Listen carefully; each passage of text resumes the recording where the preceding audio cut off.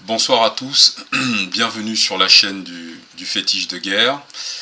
Nous allons, à travers plusieurs épisodes, donc là c'est le premier épisode, découvrir le texte de loi promulgué par le pape Nicolas V, de son vrai nom Tommaso Parentuccelli, qui lança en Europe l'industrialisation de la vente de la chair humaine, c'est-à-dire l'esclavage des Noirs.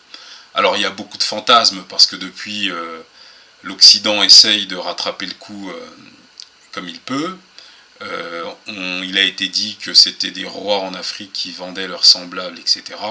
Mais on va voir dans les différents épisodes que je vous propose le texte de loi, voilà, qui donne tout pouvoir d'abord au roi du Portugal, le roi Alphonse, et ensuite aux autres rois des royaumes européens, parce qu'évidemment ça rapportait énormément d'argent de vendre des êtres humains, et bien cette possibilité de participer à ce commerce macabre qui aura quand même duré 400 ans.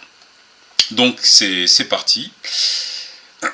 Nicolas évêque, serviteur des serviteurs de Dieu, pour perpétuelle mémoire. Le pontife romain, successeur de Saint-Pierre, et vicaire de Jésus-Christ, portant un regard paternel sur toutes les régions du monde et l'état des nations qui y vivent, recherchant et désirant le salut de tout homme, ordonne et décide, après mûre délibération, les mesures salutaires qui lui semblent devoir être agréables à la divine majesté. C'est Jésus-Christ. Et grâce auquel il pourra ramener à l'unique bercail du Seigneur les brebis à lui confier par la divine providence. Leur acquérir la récompense du bonheur éternel et obtenir à leur âme le pardon.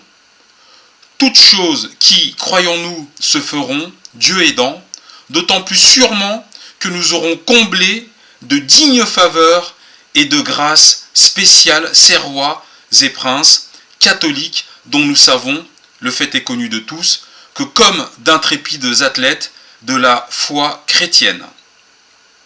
Non seulement ils répriment la barbarie des Sarrasins et les autres infidèles, ennemis du nom du Christ, mais encore, pour la défense et l'accroissement de la foi, soumettent ces infidèles eux-mêmes avec leurs royaumes et territoires, jusque dans des contrées fort éloignées et de nous inconnus, et les assujettissent à leur domination, ne s'épargnant pour ce faire ni travaux ni dépenses.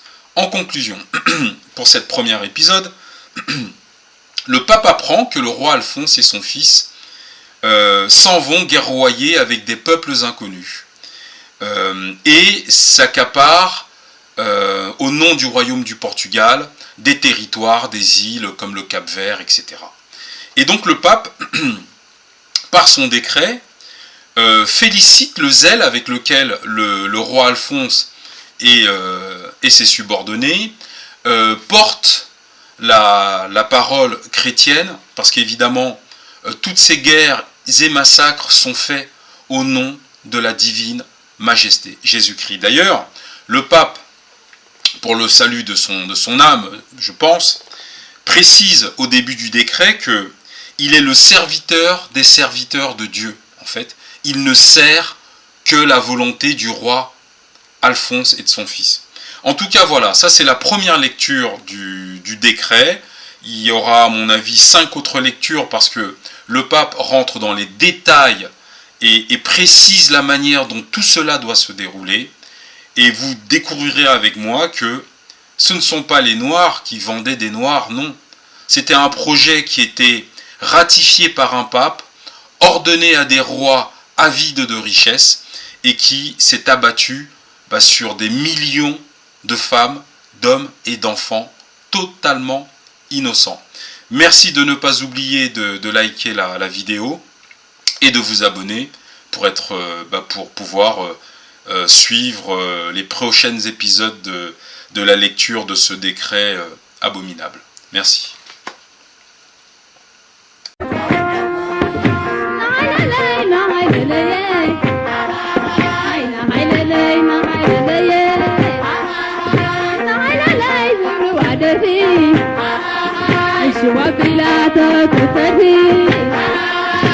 شتت إليه ودي غفنا أجلس لكم غير